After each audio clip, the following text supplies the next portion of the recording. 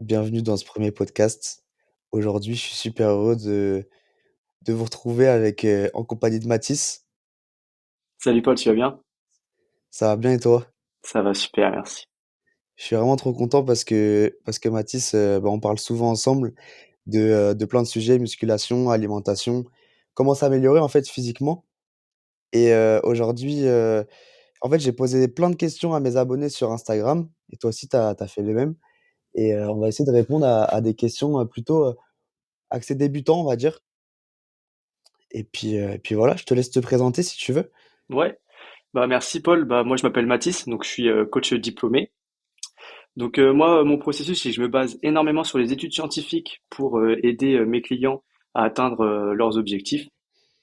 Donc je crée des plans personnalisés sur l'alimentation et l'entraînement et ensuite on essaie d'avoir des résultats qui sont durables et par la suite que chaque client puisse se débrouiller tout seul avec toutes les astuces et les conseils que je leur donne. Top, merci pour la présentation Il y a pas de souci. et c'est pour ça qu'on travaille bien ensemble. On est assez complémentaires là-dessus avec ta ton approche plutôt scientifique que j'aime bien. Bah, écoute, je te propose qu'on commence directement avec les questions, Vas-y, si ça te dis-moi. va? Ouais, carrément. La première question que j'ai eue, c'est, attention: «Est-ce que je peux prendre du muscle et perdre du gras en même temps?» Donc Dis-nous ça va tout. être très simple. Je vais te faire une réponse assez courte. Oui, on peut. On peut appeler ça une recomposition corporelle. C'est le fait de perdre du gras en prenant du muscle. Mais ça va dépendre de chaque profil. On va avoir trois profils qui vont sortir du lot pour pour possiblement réussir à perdre du gras et prendre du muscle. Donc en premier lieu, on va voir les débutants. Pourquoi? Parce que le corps réagit à un nouveau stimulus et grâce à ce stimulus, il va être possible de prendre du muscle et perdre du gras. On va avoir un deuxième profil, les personnes en surpoids, car ils vont avoir naturellement une réserve en énergie qui vont leur permettre même de construire du muscle tout en perdant du gras. Et ensuite, on va avoir un troisième profil, ce vont être les personnes désentraînées, donc ceux qui ont arrêté par exemple la pratique durant un certain moment et qui ont perdu de la masse musculaire. Le moment où ils vont reprendre cette masse musculaire grâce à l'entraînement, ils vont être capables de perdre de la masse grasse en reprenant le muscle perdu. Voilà. OK, hyper intéressant. Ça veut dire que moi, aujourd'hui, enfin hier, je me suis concentré pendant 6 mois sur mon business. J'ai tout mis de côté, donc je m'entraînais quasiment plus, hypothétiquement. Là, si je recommence, au début, je vais pouvoir et perdre du gras et prendre du muscle. Ouais, c'est possible. Ça, Il je y fais a, partie du c'est possible. Il y a des études qui ont montré, surtout celles de Schoenfield et Aragon, qui sont des scientifiques très réputés en musculation, qui ont montré qu'on est capable d'avoir une bonne recomposition corporelle, mais il faut manger entre 1,6 et 2,2 grammes de protéines par kilo de poids de corps par jour pour être sûr qu'on ait suffisamment de protéines pour construire du muscle. OK, top, super Donc, intéressant. petit exemple, une personne qui fait 70 kilos, Ouais. elle va essayer de manger entre 110, 120 à 160 grammes de protéines par jour. OK, ça permet de pas perdre le muscle, si je me trompe Même, pas bah, même en construire. et d'en construire aussi. Voilà. OK, top. J'ai une deuxième question, que ça, celle-là, on me la pose souvent, même des potes à moi, ils me demandent: «Est-ce qu'il faut que j'arrête de manger des glucides, le soir?» Non. Parce qu'ils ont peur que ça les fasse, grossir parce que c'est du sucre, machin. Bien sûr, Dis-nous tout. ça, on l'entend vraiment très souvent, cette question sur les glucides le soir. Non, faut pas arrêter les glucides le soir. Euh, OK, il y aura aucun impact négatif sur la perte de poids et ça va en aucun cas non plus faire en sorte de prendre du gras. En fait, tout simplement, ce qui va te faire prendre du gras à une personne, ça va être le surplus calorique. Donc, ça va être par jour manger plus de calories qu'elle va en dépenser.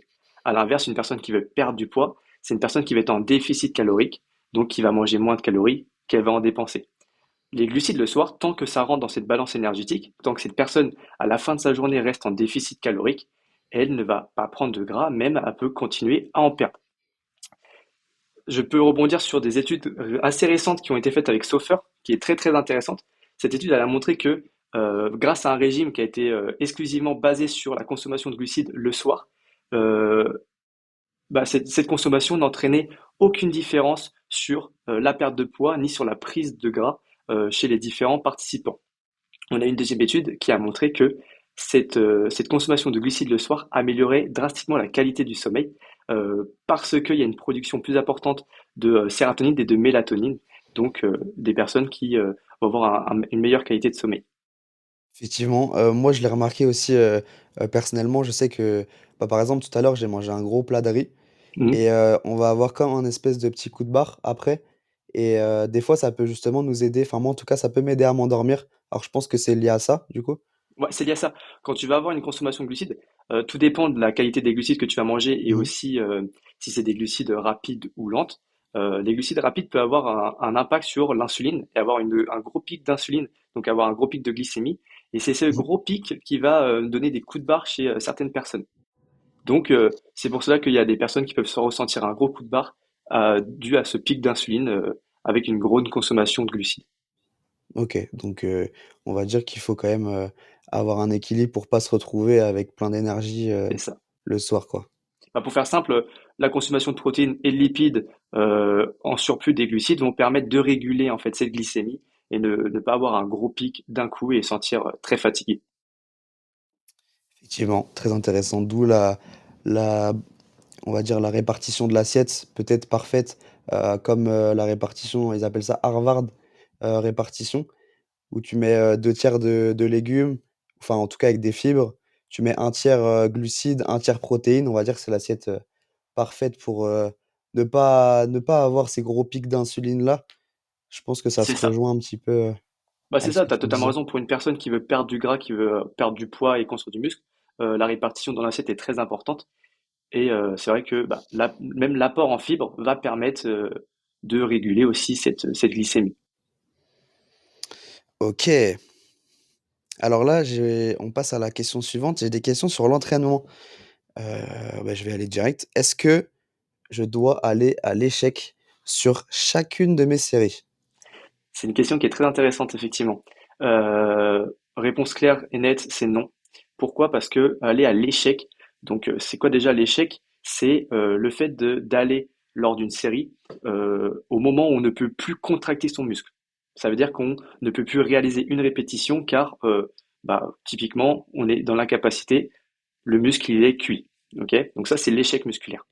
Il faut savoir qu'aller à l'échec demande énormément d'énergie et peut fatiguer nerveusement, enfin ça fatigue même nerveusement énormément pour des personnes surtout qui sont débutantes, hein, ok. Il faut savoir qu'une personne débutante, naturellement, n'est pas capable de pousser une série à l'échec pur, pur, pur. Ok. Elle va forcément OK. avoir d'autres contraintes qui vont faire qu'elle va pas aller à l'échec. OK, Mais contrainte? comment? Quoi comme contrainte? Bah, on va avoir différentes contraintes, hein. Une personne qui est débutante peut avoir la brûlure musculaire qui l'empêche d'aller à Ouais, l'échec parce qu'elle va arrêter le fait que ça brûle. On peut avoir la technique qui se dégrade et du coup bah, n'est plus capable de travailler efficacement pardon, parce que la technique n'est plus la bonne.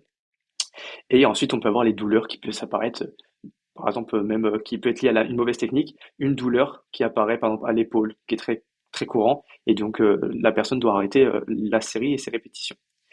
Donc, est-ce qu'il faut aller à l'échec? Non. Pourquoi? Tout simplement car on, on sait, d'après les études scientifiques de Schoenfeld, que s'arrêter à zéro, donc à l'échec total ou une à deux répétitions en réserve de l'échec, les bénéfices en termes d'hypertrophie sont pas énormément, enfin, les bénéfices vont rester à peu près les mêmes. Par contre, la fatigue à côté, elle s'accumule beaucoup plus si on est à l'échec total à toutes les séries plutôt qu'à une, deux répétitions en réserve avant l'échec musculaire. OK, donc en conclusion, en fait, c'est pas rentable. Vaut mieux garder quelques répétitions de réserve. OK, Après, on va dire que une personne qui aime bien aller à l'échec, la meilleure série où elle peut se donner l'autorisation d'aller à l'échec, ça va être toujours la dernière. Donc une personne typique qui fait trois séries au tirage vertical, elle va faire par exemple ses deux premières séries en laissant une à deux, voire trois répétitions en réserve, et pourquoi pas la dernière série aller à l'échec total. et là, du coup, ça aura des plus de bénéfices que si j'allais à l'échec sur chaque série, par exemple? Bah, le bénéfice, en fait, il n'y en aura pas plus parce qu'il peut être à peu près similaire, sauf Mmh. que sur le long terme, on peut accumuler beaucoup plus de fatigue et atteindre, on va dire, OK. un plateau, surtout le système nerveux qui est à plat, quoi. Donc quand on dit qu'on va aller, à l'échec, on va aller casser de la fibre, c'est ça peut être, en fait, contre-productif au final, c'est ça que tu me dis? C'est ça. En fait, faut pas se mélanger, aller à l'échec et se rapprocher de l'échec. En fait, le plus important en musculation, c'est se rapprocher de l'échec pour construire de muscles, mais pas forcément aller à l'échec à chaque série. Ok? Parce que la OK, ça science c'est actuelle nous important. dit que les répétitions les plus importantes pour stimuler l'hypertrophie, c'est les 5 dernières répétitions avant l'échec. OK. Et bah, je pense que c'est un super intéressant et que tous les débutants, devraient, savoir ça pour pas Ouais, bien sûr. trop se fatiguer quoi et éviter les blessures aussi, j'imagine. Exactement. Oui, en plus. Comme j'avais dit, Ah, le fait de se rapprocher de l'échec peut entraîner un déficit de la technique, donc améliorer les chances de se blesser. OK. Beh, par rapport à ça d'ailleurs, j'ai une autre question. Ouais, dis-moi, Paul. C'était, une question: «Suis-je obligé de m'entraîner 5-6 fois par semaine pour avoir des résultats?» Bah, pas du tout, et ça peut même être contre-productif pour les débutants. On me Euh, disait. Bah oui, pourquoi? Parce que forcément, le muscle, il va, enfin, même le muscle et le système nerveux n'aura pas le temps de se reposer. Une personne qui est débutante, elle part de rien. On va dire, on prend vraiment l'exemple d'une personne qui est débutante qui ne part de rien, et du jour au lendemain, elle s'entraîne 5-6 fois. Ça va être un choc trop important pour le système musculaire et pour le système nerveux, et c'est la meilleure solution si on veut être fatigué, on va avoir un surentraînement, et que on a un déficit de sommeil parce qu'on dort moins bien, la qualité de sommeil elle est moins bien, Mmh. qu'on se sent donc très fatigué, qu'on récupère moins bien, qu'on se sent moins productif. Et après, bah, il y a plein d'effets secondaires indésirables au surentraînement qui n'est pas du tout nécessaire pour les débutants. Donc non, il n'est pas nécessaire de s'entraîner 5-6 fois. Par contre, ce qui est nécessaire, ça va être d'avoir un volume assez important pour les Mmh débutants mh. pour quand même qu'il y ait un travail derrière. Mais ce volume peut se faire sur 2, 3, voire 4 séances maximum pour les débutants. Moi, c'est ce que je conseille au tout début, une personne qui commence, 3 séances, c'est déjà très très bien. OK. Et si je reprends l'exemple de mon entrepreneur, juste avant, qui a pas fait de sport depuis 6 mois et qui a envie de reprendre, mais qui a très peu de temps, combien de séances tu préconiserais pour, on va dire, relancer le métabolisme, commencer à reprendre du muscle, à perdre du gras et donc, on va dire en très peu de temps, en un minimum de temps, qu'est-ce qui serait efficace? Quel est le minimum, on va dire, pour commencer à retrouver des résultats Bah, pour l'avantage en toi? muscu, Paul, que j'ai envie de te dire, c'est qu'on peut s'adapter à chaque profil. Ça veut dire Ouais. que si cet entrepreneur-là, tu me dis qu'il veut faire des séances d'entraînement que, par exemple, 1 heure maximum, ok? Et qu'il veut y aller que il peut y aller que 3, 4 fois, grand maximum. On va essayer de le faire s'il peut aller 3 fois. 4 fois, c'est pas forcément nécessaire par rapport au temps. On va essayer de lui dire de faire 3 séances et on va augmenter la fréquence. Moi, le format d'entraînement que je préfère pour les débutants, ça va être le full body. Donc, il va pouvoir travailler l'ensemble de ses groupes musculaires par séance. Donc, grâce à ça, il va pouvoir augmenter l'anabolisme. Donc, l'anabolisme, c'est un peu la période où le corps va construire du muscle, ok, pour être Mmh. simple, hein, pour synthétiser. Et pour relancer cet anabolisme, la reconstruction musculaire, on va essayer d'augmenter cette fréquence. Ok, donc, il va travailler 2 voire 3 fois le groupe musculaire par semaine et il aura un volume assez, on va dire, minimum pour lui permettre de construire du muscle, c'est-à-dire, on va dire, entre 10 à 20 séries par groupe musculaire par semaine. Et donc, ces séries, on va pouvoir les répartir dans ces 3 séances. Et donc, ça va leur permettre de construire du muscle. Et ensuite, ce qui est le plus important, c'est d'évoluer. Ça veut dire que dans ces séances, de semaine en semaine, si il augmente progressivement son nombre de répétitions et ses charges, il n'y a aucune raison qu'il ne prenne pas de muscle. OK. Et pardon, j'ai perdu ce que je voulais dire. Hem, Par rapport à ça, je voulais dire, hem, quels outils tu vas préconiser pour qu'on puisse avoir assez de volume en peu d'entraînement, donc en peu de temps, à la salle de sport, par exemple? C'est-à-dire les outils, que veux-tu dire par là, Paul? Parce que, moi j'ai du mal à voir, je fais exprès, hein, mais j'ai du mal à voir comment est-ce qu'on peut faire assez de volume. Comme tu disais, le plus important, c'est d'avoir un minimum de volume et de s'améliorer. Mais pour ce qui est du volume, comment on peut faire pour, par exemple, en 2 ou 3 séances d'1 heure par semaine, en avoir assez, et ne enfin, par exemple, je imagine, je fais, 1 série pour les biceps, enfin 3 séries pour les biceps, 3 séries pour les triceps, 3 pour les pecs, 3 pour le dos et cetera. Ça prend du temps. Oui. Qu'est-ce que tu conseillerais à un débutant qui s'entraîne, on va dire peu, qui a peu de temps, mais qui, voudrait justement travailler l'ensemble de ses groupes musculaires et a besoin de volume en peu de temps? Déjà, ça va être le temps de récupération entre les exercices, entre les séries. Un débutant n'aura pas besoin de 3, 4 minutes de pause entre ces séries, tout simplement car il ne peut pas mettre suffisamment d'intensité dans ses séries pour euh, avoir 3 à 4 minutes.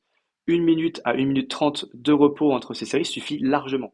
Donc à partir de ce moment-là, on va pouvoir mettre un volume d'entraînement assez important. Donc on- sur 1 heure pour un full body, avec un temps de pause qui est assez bas, on peut largement mettre 6, 7, voire 8 exercices, ce qui va lui permettre de travailler vraiment l'ensemble de son groupe musculaire. Et ensuite, par exercice, on va pouvoir mettre 3, voire 4 séries en fonction du coup des séances et de la répartition du volume. Et ensuite, grâce à ça, grâce à un calcul qui va être fait lors de la construction de l'entraînement personnalisé Mmh. pour ton entrepreneur ici, on prend l'exemple, on sait qu'il aura le volume nécessaire pour ces séances. OK, c'est vrai qu'on gagne vachement de temps à pas prendre 3 minutes, Bien sûr, par série. Parce que moi, je comparais ça à mes séances, mais c'est vrai que c'est pas du tout comparable. Étant donné que le débutant, comme on disait tout à l'heure, il va pas aller vraiment à l'échec.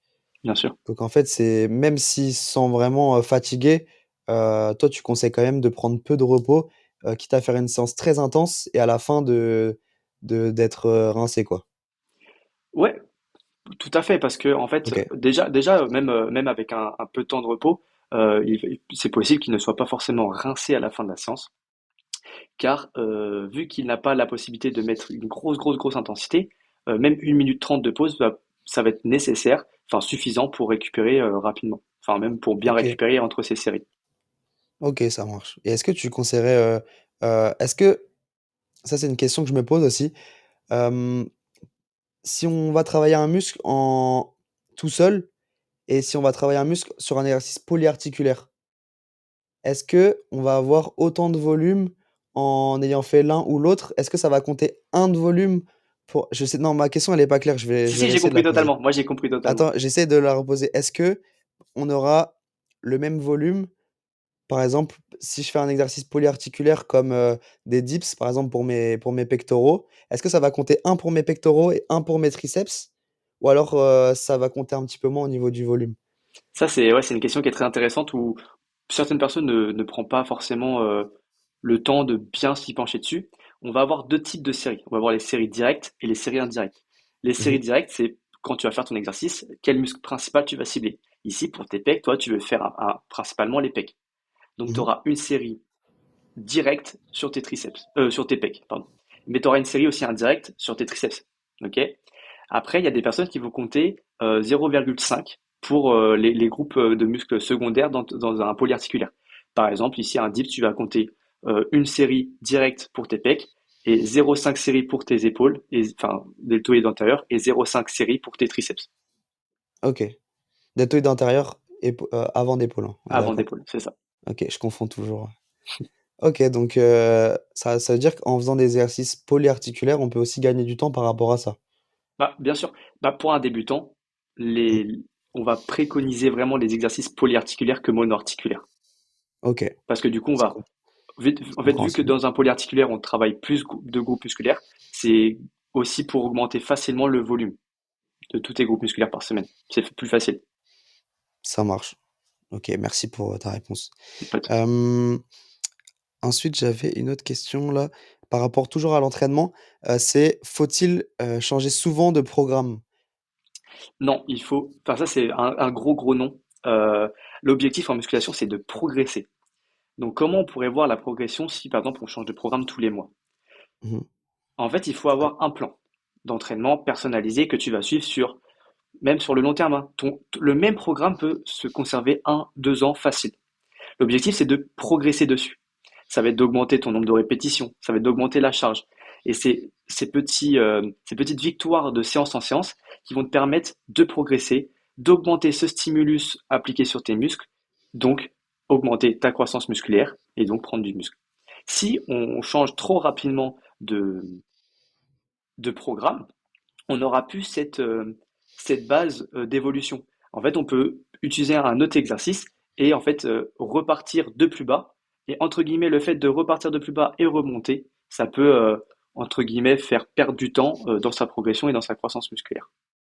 OK, parce que moi, je connais des coachs qui font, par exemple, changer tous les 3 mois de programme et je pensais que c'était quelque chose de bien. Donc apparemment, pas forcément, ça peut plus me faire perdre du temps, en fait, qu'autre chose. Bah oui, en fait, on en revient au même, OK. hein. C'est de l'adaptation, on s'adapte au profil. Une personne qui a un type de programme du type full body, comme je t'ai dit, on Mmh. évolue. Si cette personne, au bout de 6 mois, elle n'arrive plus à évoluer sur son programme, c'est là qu'on va changer de format d'entraînement et on va lui appliquer un nouveau programme pour qu'elle puisse ensuite redébloquer cette progression. Ton entrepreneur qui s'entraîne 3 fois par semaine en full body, ok? Ça fait 6 mois, 7 mois, même presque même un an qu'il s'entraîne dessus, et il arrive à un terme où il est en haut de ses répétitions avec la charge et il peut plus augmenter son nombre de répétitions, il ne peut plus augmenter la charge, sinon en fait juste il diminue ses performances de séance en séance. Et ben c'est là qu'on va commencer à changer de format d'entraînement ou de programme. On peut dire que cette OK, personne elle passe de débutant à intermédiaire. C'est pour ça qu'il existe plusieurs types aussi, plusieurs formats d'entraînement. Donc là, on a dit le full body, on a le pearl lower, ok. On va avoir le PPL, le split, on a plein de formats d'entraînement. Et ces formats d'entraînement-là, ils peuvent être plus bénéfiques d'un certain profil plus qu'un autre. Un débutant, on va plus conseiller un full body. Si cette personne arrive à un terme où elle est plus trop débutante, elle est un peu entre débutant et intermédiaire, on va pouvoir changer de format, peut-être passer en PPL, et donc le fait qu'elle soit, pas en PPL, pardon, en upper lower, et donc OK, augmenter, on va dire, le volume par groupe musculaire par séance, parce que du coup, en upper, on va travailler uniquement le haut du corps et en lower uniquement le bas du corps. Donc on n'aura plus des séances qui vont travailler bas et haut, donc on aura forcément plus d'exercices par groupe musculaire, de peut-être passer de 1 à 2 en full body à 2 à 3 en upper lower, et donc pouvoir ensuite réévoluer sur les charges. Et donc par semaine, hein? oui, par semaine. OK. Ah, c'est intéressant de savoir ça et est-ce qu'il y a d'autres signaux qui pourraient, où on pourrait se dire: «Bon là je bloque sur mon programme, il serait temps que je change un petit peu, ça fait un moment». Est-ce qu'il y a d'autres choses, que toi tu vois qui pourraient, faire en sorte que, voilà, là ça c'est peut-être le bon moment de changer? Bah, le moment de changer, comme je t'ai dit, principal, c'est le fait qu'il n'arrive plus à évoluer. Après, on peut, heu, on peut peut-être se pencher aussi sur, la fatigue. Une personne qui se sent trop fatiguée, de son entraînement pourrait changer. Après, il faut savoir aussi que ce qui peut être important, c'est pour ça que c'est vraiment important de s'adapter à son client. Une personne qui ne prend plus plaisir à s'entraîner avec son entraînement actuel, et ben là, on peut le changer. Parce que Mmh. vraiment, la priorité pour aller à la salle, c'est quand même prendre du plaisir de s'entraîner et rentrer chez soi en étant content. Et pas en allant à la salle en disant, oh, faut que je fasse le même entraînement que j'aime pas, je vais me forcer à y aller, Mmh. puis tu vois, je prends pas de plaisir. Ok. Ouais. Une personne qui prend plus de plaisir, on peut aussi modifier le format d'entraînement pour qu'il reprenne du plaisir à s'entraîner. Ouais, parce que le plaisir, c'est vachement aussi lié à l'adhérence et c'est une des choses principales, si je me trompe pas, qui va faire Bien qu'on sûr, va réussir à avoir des résultats, avec le temps. C'est bien vraiment sûr. et c'est comme, dans la nutrition, si on a des plats où on sait qu'ils rentrent dans notre plan et qu'en plus on aime ça, bah, on va être encore plus encouragé à aller vers ce genre de plat. Effectivement, Là, c'est pareil. effectivement. Trop intéressant. Merci Mathis. Il n'y a pas de souci. Alors là, j'ai une question, par rapport à un problème spécifique. On me dit: «Mon genou tremble beaucoup à la presse et ou au squat. Je cherche des exercices pour corriger ça». Qu'est-ce que tu pourrais lui conseiller? Des douleurs qui peuvent apparaître au genou ou des genoux qui tremblent le, comme ton abonné t'a posé, ça ne veut pas forcément dire que cette personne a un problème au genou.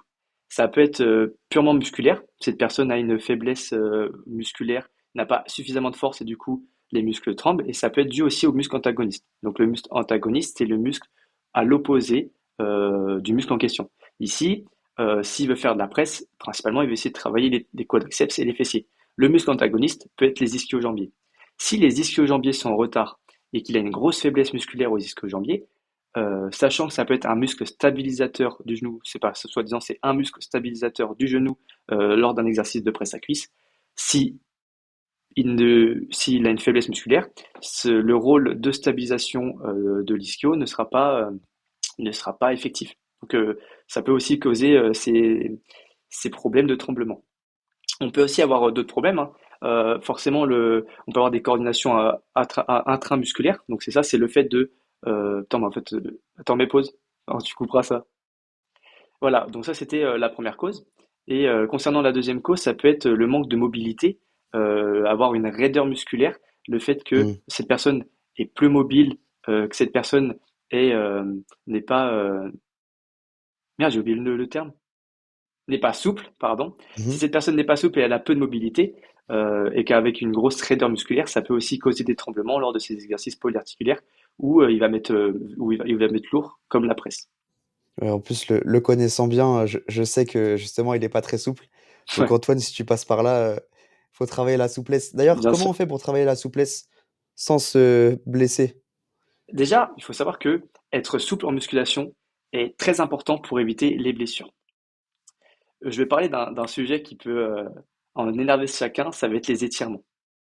Faire des étirements pendant l'échauffement, pendant la séance ou après la séance est contre-productif, ça peut augmenter le risque de blessure. Par contre, les étirements, et je le répète, hein, le seul point bénéfique des étirements, c'est ça, c'est gagner en souplesse et en mobilité. Ça va être le seul point positif des étirements à faire en dehors des séances. Ok, il faut le faire quand le muscle il n'est pas chaud. Pour faire simple, un muscle, c'est comme un chewing-gum. S'il est chaud, il peut se tirer facilement. S'il est froid, il peut se casser. Tu vois, comme un chewing-gum ou une barre de carambar.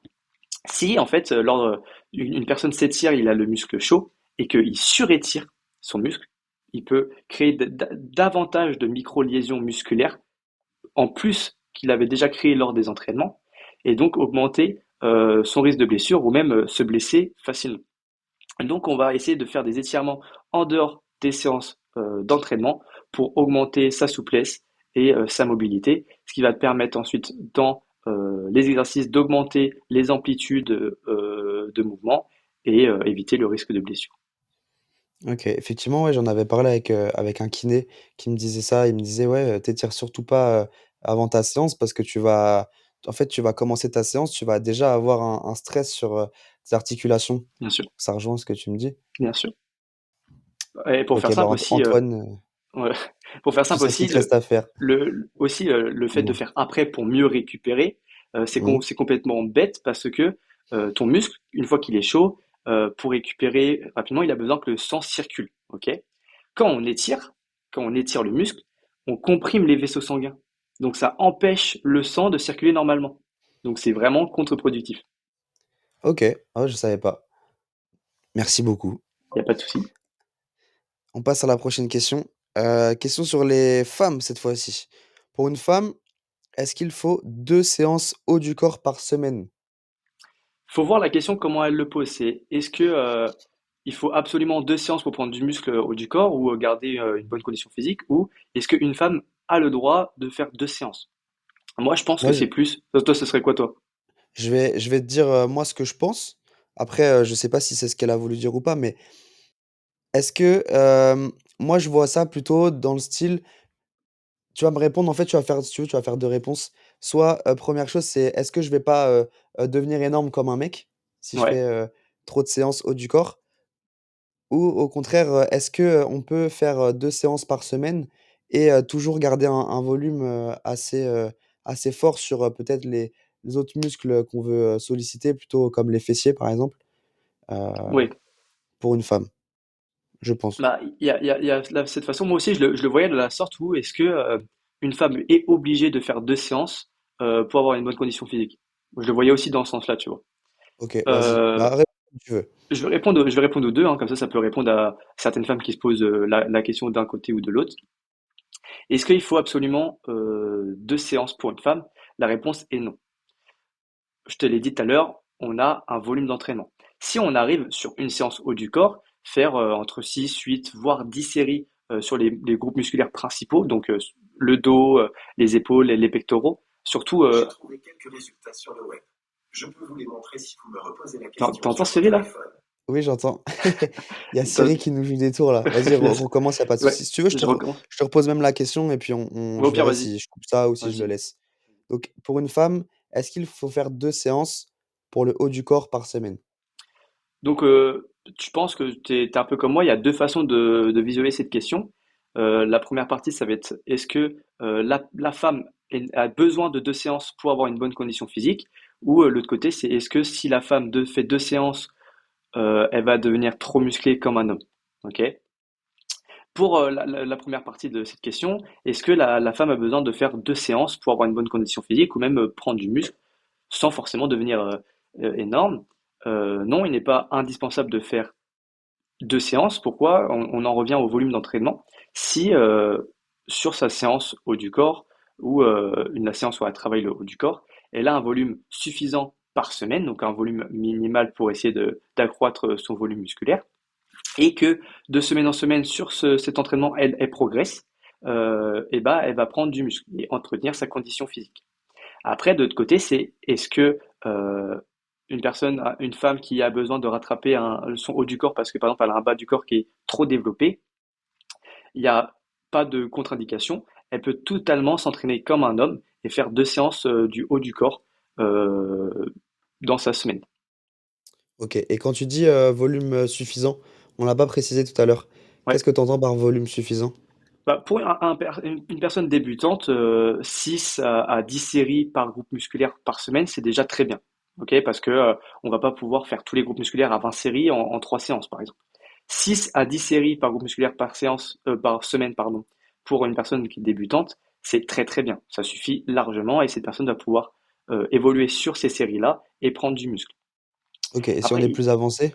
il faut savoir que le nombre de séries c'est un peu une courbe montante et descendante. Plus on prend du OK, niveau, plus on monte son volume d'entraînement. Et arrivé à un certain stade où on a un très très haut niveau et on arrive à mettre une très très bonne intensité, on peut redescendre le volume d'entraînement. Mais pour atteindre ce stade-là, c'est au moins 5 6 ans de musculation bien intense, tu vois. quand Une c'est bien allé personne, à l'échec. hein, C'est quand c'est bien allé à l'échec, comme on ouais, disait c'est au ça. début C'est quand du cette personne elle a vraiment la capacité, elle OK, connaît bien son corps et elle a la capacité d'aller à l'échec en ne dégradant pas sa technique et vraiment en poussant sa série à bout de façon clean. Ok. très bien. Pour revenir au sujet, une personne qui est débutante, on va dire 6 à 10, une personne intermédiaire, les études de Schoenfeld montrent qu'il y a des bénéfices des bons bénéfices entre 10 à 20 séries par groupe musculaire par semaine. Et ensuite, soit ça, on va varier en fonction du profil de la personne. Ok, une personne qui veut OK. prendre plus de muscles, on va augmenter son volume d'entraînement euh, sur, par exemple, les jambes. On va augmenter les jambes pour qu'ils prennent plus facilement des jambes par semaine. Ou ainsi de suite, une personne qui a un retard bras, on va augmenter son volume sur les bras dans sa semaine. Ça marche, et donc pour la deuxième façon de répondre à la question, je sais pas si tu te souviens de. Le fait que, c'est-à-dire, OK, et bah, super intéressant, on passe à la prochaine question. Bah, tiens, j'avais une autre question qui disait, on doit changer de séance au bout de combien de semaines? De la même personne, qui me demandait pour, les 2 séances, haut du corps. Donc bon, on y a déjà on va répondu. revenir un peu au même principe de ma réponse précédente. Ça Mmh. va changer en fait sur plein de points. Si cette personne arrive à un moment où elle stagne et qu'elle progresse plus sur son format d'entraînement, on va le modifier. Si elle ne prend plus de plaisir, on va modifier. On n'a pas de temporalité précise. On va pas dire on va changer tous les 3 mois à chaque fois. Ça va être en fonction de la personne, du profil et on s'adapte. Voilà.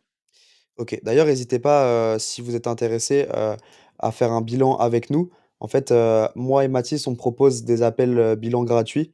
Donc, 1/2 heure, en fait, qu'on prend ensemble pour, comprendre un petit peu, votre situation, voir si on peut vous aider, en vous donnant des un petit plan d'action à commencer dès maintenant, et pourquoi pas voir si on peut vous accompagner, derrière, en plus. Donc, Bien sûr. n'hésitez pas, c'est sur, mon Instagram et celui de Mathis que je vais mettre en description, et c'est offert, donc profitez-en. On passe à la question suivante. Une question, OK. Là, c'est une question qui est assez générale, c'est: comment rester motivé? Bah, c'est une question générale et c'est une question qui est très importante parce que la motivation a une grande partie sur à une transformation physique. Il faut savoir que la motivation, elle est très fluctuante et c'est totalement normal. On peut être très très motivé le premier mois où on commence et perdre sa motivation au bout de 1 2 mois parce que elle rechute et c'est comme ça pour tout le monde. Il faut pas s'en faire, c'est normal. C'est vraiment une généralité. Chacun a sa motivation et du jour au lendemain, elle peut pas rester très très haute tous les jours. Il y a forcément un moment où elle peut diminuer, remonter, diminuer, remonter. Comment la conserver? Euh, Déjà, le premier point qui est très important, c'est aimer son entraînement. C'est aimer aller s'entraîner. Ça va être prendre du plaisir de faire des exercices, de se voir évoluer. Ok. Moi, j'ai quelques conseils. Après, toi, Paul, tu pourras en donner aussi pour les personnes qui te suivent. Ça va être de créer des petites routines fixes.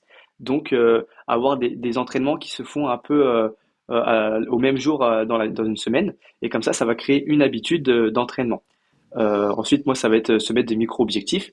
Comment moi je mets mes micro-objectifs? C'est j'ai une application où j'ai mes entraînements dessus.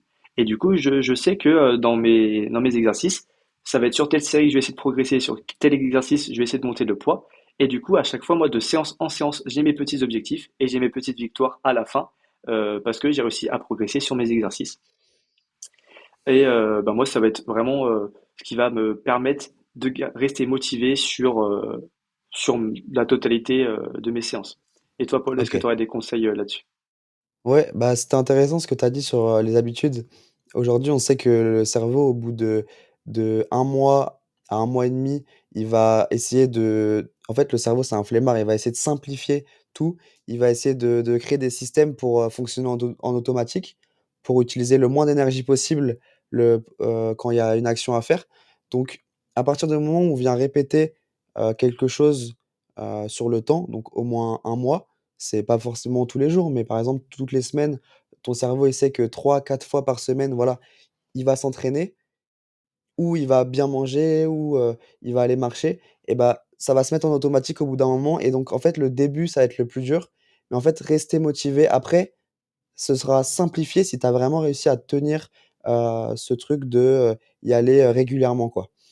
Au niveau de l'alimentation, c'est un petit peu pareil. Tout à l'heure, on disait qu'il fallait choisir, des séances qu'on aimait et moi, c'est ce que je fais aussi. Je sais que moi, par exemple, j'aime beaucoup tout ce qui est traction, dips, lesté et bah, je vais essayer de les implémenter dans mes séances pour, continuer à rester motivé. Et dans l'alimentation, c'est pareil. On va aller regarder les aliments, on va dire, qui sont les meilleurs par rapport à notre objectif. Après, il y en a qui sont communs à tous les objectifs et bons pour la santé. Et on va aller voir ceux qu'on aime le plus, comment on préfère les cuisiner et on va essayer de tourner autour de ça pour avoir vraiment des recettes qui nous plaisent, qu'on a envie de faire, des trucs, par exemple, qui sont simples à faire et super bons et en fait, en ayant ces petits plaisirs, je pense effectivement que ça aide vraiment à rester motivé sur, le long terme, en plus des habitudes et après je Bien sûr. réfléchis, je sais pas si j'ai d'autres choses, Bah, petit point important, c'est que en fait, faut savoir que la motivation ne va pas rester sur un an. Tu peux pas rester motivé sur un an. mmh, C'est pour ça qu'il est hyper important de créer des habitudes et une discipline. En fait, on va dire que cette motivation du départ, elle va se transformer en habitude, en discipline pour continuer en fait les entraînements, sa transformation physique et pour atteindre ses objectifs. effectivement, ouais, donc en fait, la discipline, on pourrait même se dire la discipline, c'est pas vraiment de se lever et d'aller faire quelque chose même si on n'a pas envie, c'est plus d'avoir mis un système en place pour simplifier les choses et continuer de simplifier ta vie pour que tout se passe bien et que tu continues à faire les choses quoi qu'il arrive Bien et ça sûr, te donne du momentum. C'est un peu comme une voiture qui fonce dans un mur en pierre. Si elle fonce, et qu'elle va pas du tout vite, le mur, ça va la stopper. Alors que si elle a du momentum, elle va traverser le mur. Donc chaque coup dur que tu vas avoir, si tu as du momentum et que tu as des habitudes fortes, hop, tu vas vraiment réussir à passer ces moments, compliqués, je pense. En tout cas, moi, ça a été mon expérience. Et ah, bien puis, sûr, c'est aussi, l'importance aussi de mettre des systèmes en place. Avec les bonnes informations, on va pouvoir aller, par exemple, nous 2 quand on va accompagner les clients, on va réussir à mettre des choses en place pour simplifier, pour, qu'en fait, on ait le moins à réfléchir possible. Parce que si à chaque fois que tu dois, prendre tes affaires de sport, faut que tu réfléchisses à comment est-ce que tu vas t'habiller, faut que tu réfléchisses à: «Bon, comment est-ce que j'y vais à la salle? En vélo, en transport, en voiture?» Faut que tu réfléchisses à tout ça, faut que tu réfléchisses à comment est-ce que je vais m'entraîner, qu'est-ce que je vais manger après, bah, forcément, tu vas avoir beaucoup, beaucoup de friction et là, ça va vraiment te démotiver et la motivation, elle est pas illimitée. Tu as comme une jauge de motivation, je pense, sur ta journée. Donc si tu l'utilises dès le début, tu utilises ta jauge pour réfléchir: «Qu'est-ce que je vais faire? Qu'est-ce que je vais faire?» En fait, à la fin, tu vas plus être motivé, pareil. En tout cas, voilà, ça, c'est mon point de vue et c'est ce qu'on remarque aussi, avec les clients qui fonctionnent. bien sûr, c'est vrai, tu as totalement raison. Je te suis sur tout ce que tu viens de dire. Merci. OK, on passe à la suivante? Vas-y, avec plaisir. Alors, je pense que c'est quelque chose qui va intéresser, un petit peu tout le monde, c'est Coca Zéro mieux que Coca normal. A priori, les avis divergent. Bien sûr, ça diverge énormément parce qu'il y en a qui vont se dire que dans le Coca Zéro, il y a des additifs, il y a des produits chimiques, etc., etc. Réponse claire et nette, le Coca Zéro va forcément être mieux. Pourquoi? Tout simplement, le Coca Zéro a 0 calories. Donc une personne qui veut perdre du poids, ça va pas lui augmenter son total calorique dans sa journée. Au contraire, ça peut l'aider en fait à diminuer sa consommation en boissons sucrées et donc l'aider à perdre du poids. Euh, En fait, c'est vrai que, il y a des édulcorants à l'intérieur qui vont permettre ce goût sucré, mais il y a des études scientifiques qui sont sorties sur, je vais revenir dessus, qui sont sorties sur les édulcorants, qui ont montré qu'en fait, consommer en petite dose, ça n'a aucun impact négatif sur le corps. Ça, c'est un point qui reste très très important en fait. C'est comme les protéines, c'est comme les compléments alimentaires. Ce qui est dangereux, c'est le surdosage, pardon, c'est le fait de consommer en trop grosse quantité. C'est ça qui peut être toxique pour le corps humain. Même OK, principe ici, que on consomme du Coca zéro ou du Coca normal en trop grosse quantité, ça peut avoir un gros impact négatif pour la santé, ce qui est logique. Mais le Coca Zéro reste quand même une meilleure alternative car il y a 0 calorie dedans. Et c'est vrai qu'en fait, il y a des études qui sont sorties avec Antonella qui ont montré que les édulcorants non caloriques ne stimulent pas la prise de poids et ils sont donc une alternative sûre pour perdre la masse graisseuse chez nos clients. Et forcément, celle que Miller et Perez en 2014 ont aussi fait des études sur le fait de remplacer les sodas sucrés par des versions light permet de réduire drastiquement l'apport calorique global dans sa journée, donc peut aider à perdre du poids plus facilement. OK. Donc, pour quelqu'un qui adore, son petit coca, ça Bien va pas sûr. être dangereux à partir du moment où il va pas, surconsommer. C'est quoi, Voilà. d'ailleurs par rapport à ça, la dose, à partir de laquelle est-ce que tu as les chiffres, je sais pas, de la dose à partir de laquelle ça va devenir dangereux, pour, Mmh, je n'ai pas les chiffres, mais déjà, je pense déjà que si on boit genre 3, 4, voire 5 canettes par jour, c'est pas forcément ce qu'il y a le plus idéal, hein. Faut savoir que on parle de Coca forcément. zéro, Coca normal, on compare le Coca zéro au Coca normal, hein. Ce qui va rester le mieux, de toute façon, ça va être les boissons non sucrées ou naturelles, comme par exemple du thé, de l'eau ou autre, tu vois. Évidemment. Mais, euh, Donc mais je pense que, n'abusez pas, ouais, bien sûr.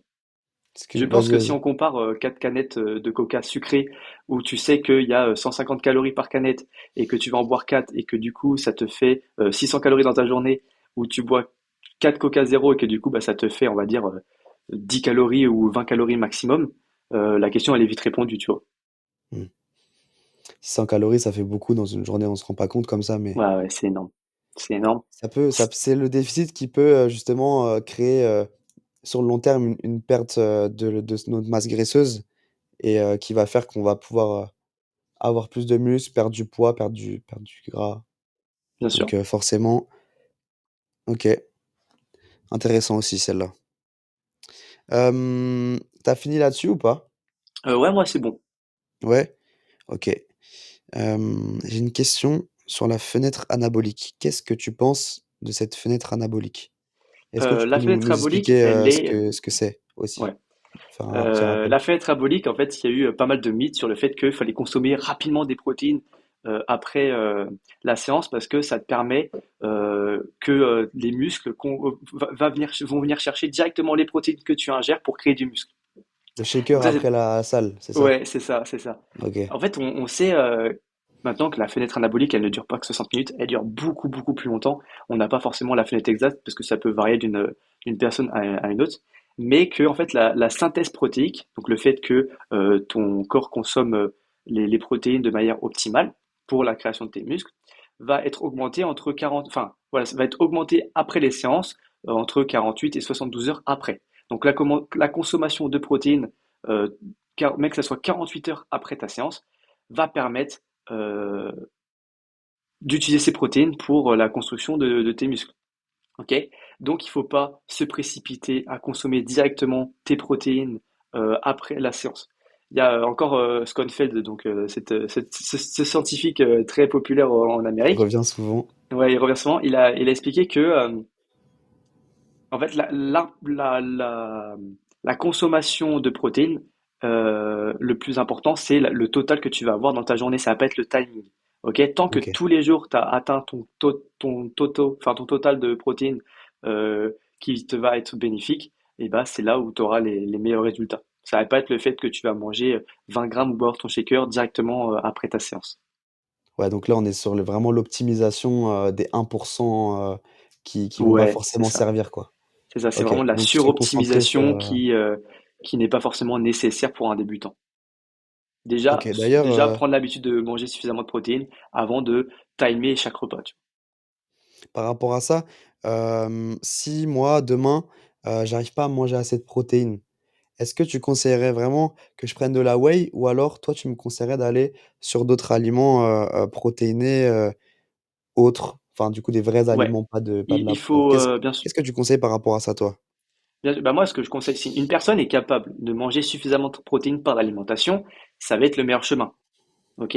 Après, si cette personne-là, par raison de budget ou par raison de faim, n'arrive pas à manger des aliments solides suffisants pour avoir son total de protéines par jour, oui, la whey peut être une très très bonne alternative.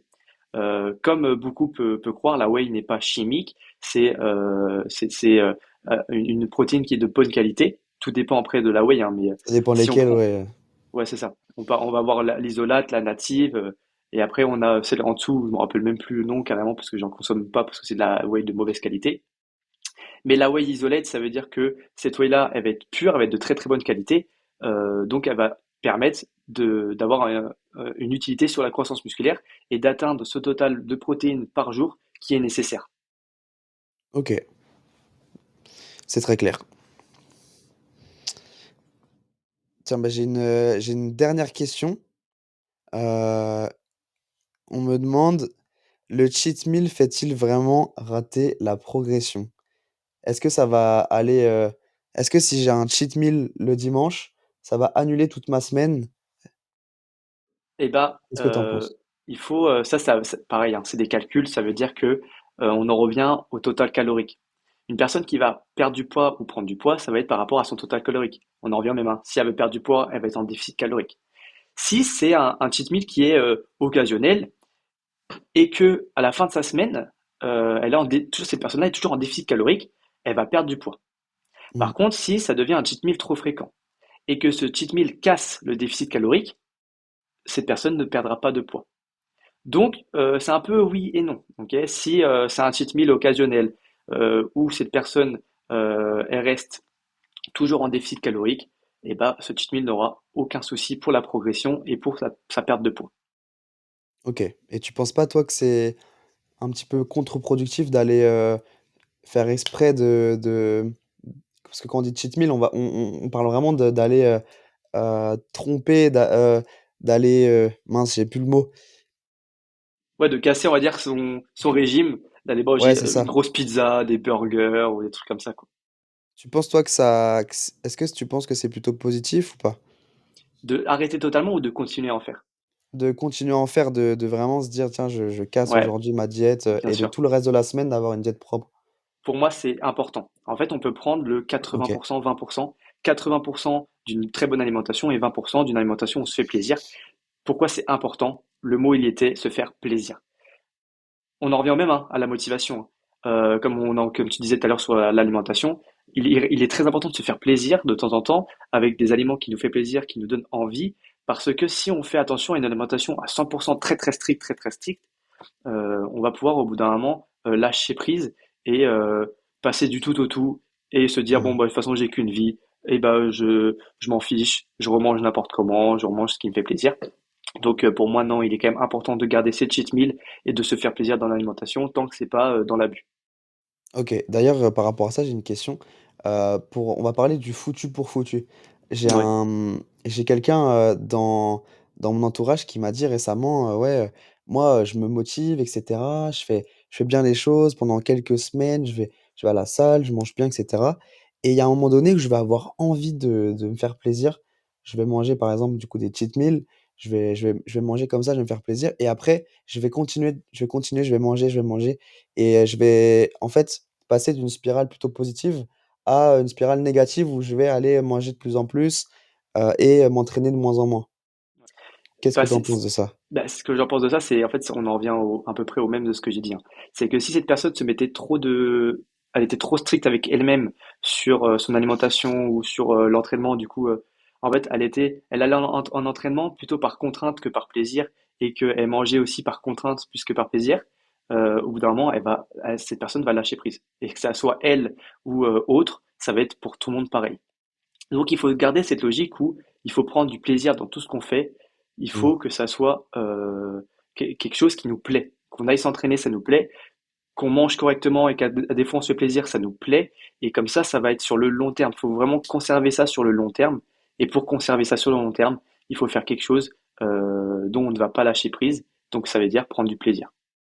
Donc là, le conseil que je pourrais lui donner, c'est, voilà, faut qu'on essaie de trouver, voilà, dans ton quotidien, quand tu respectes bien ton plan, des petites choses qui vont te faire plaisir de temps en temps pour pas, que ce soit un gros plaisir d'un coup et que ça balance dans l'autre sens, c'est ça? Bien sûr. Bah, en fait, Ouais? une personne, si elle veut se donner toutes les chances de son côté pour réussir, le meilleur moyen, ça va être de compter les calories. Une fois qu'elle compte ses calories, si elle sait le total calorique qu'elle mange tous les jours et dans sa semaine, elle va pouvoir se faire plaisir facilement, toujours en restant en déficit calorique. C'est pour ça que ça peut être pour des personnes contraignant de calculer ses calories tous les jours, mais en fait d'autres personnes vont le voir du sens où, ben, grâce au fait que je compte mes calories, je vais pouvoir me faire plaisir facilement aussi. OK, ça te fait une enveloppe, en fait, pour le moment où tu vas avoir envie de te faire plaisir. Ouais, OK. un peu, c'est ça. En fait, c'est un peu une tirelire où tu vas piocher Mmh. et tu vas te dire, bah, vu que le fait de compter tes calories, c'est un peu la tirelire où il y a toutes tes pièces, vu que tu sais à peu près ce qu'il y a dans ta tirelire, bah, tu vas pouvoir en piocher, tu vois. Je vois. C'est intéressant comme concept ça. OK et ben, écoute, je crois qu'on a fait le tour des questions. Est-ce qu'il y avait d'autres choses sur lesquelles toi tu voulais revenir? Non, pas forcément. Je trouve qu'on a essayé de répondre de façon générale, facile pour que tout le monde arrive à comprendre. Après, on verra si dans les commentaires ou si certaines personnes vont venir te poser toi ou moi des questions. Pourquoi pas aller refaire un podcast et répondre à d'autres questions ou, qui peut être aussi très général. OK, donc s'il y a des personnes qui sont toujours là, au bout de ces, 52 minutes, déjà je vous remercie. N'hésitez pas à poser plein de questions dans les commentaires. On essaiera de faire un épisode 2 si on voit qu'il y a assez de questions et merci Mathis, d'être venu, ce soir. Non, merci à toi, Paul, de m'avoir invité. Avec grand plaisir. Et ben écoute, Mathis, bonne soirée et Merci à toi aussi. À une peut-être prochaine. un épisode 2. Allez, avec plaisir.